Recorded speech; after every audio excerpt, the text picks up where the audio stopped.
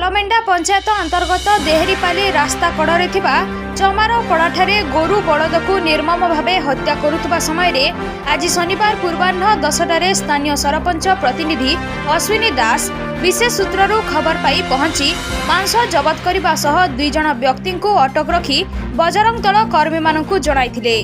परे बजरंग दल कर्मी माने मध्य घटनास्थल को पहुंचिले एवं भेड़ान पुलिस अधिकारी तत्वावधान में पुलिस टीम आसी भेड़ान थाना भालुपाली चमारपड़ार भुवन रोहिदास और शुक्रु रोहिदास व्यक्ति को गिरफ्त करी कोर्ट चालना करिथिबा भेड़ान थाना अधिकारी सुकुमार त्रिपाठी सूचना दैछंती।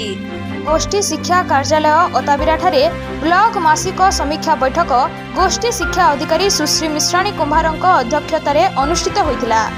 एही बैठक में अतिरिक्त गोष्ठी शिक्षा अधिकारी कार्तिक बाग एवं ब्लॉक सीआरसीसी रंजन बाग, नंदीघोष बुए, त्रिलोचन सेठ, भक्त कन्हई, केशव छंद, धरम नायक, राजीव विश्वाल, रश्मिराणी नंद, सीतापति प्रधान, किचक सुना, नृप भोई, ऋषुभ पंडा एवं कृतार्थ चंद्र भुए उपस्थित थिले।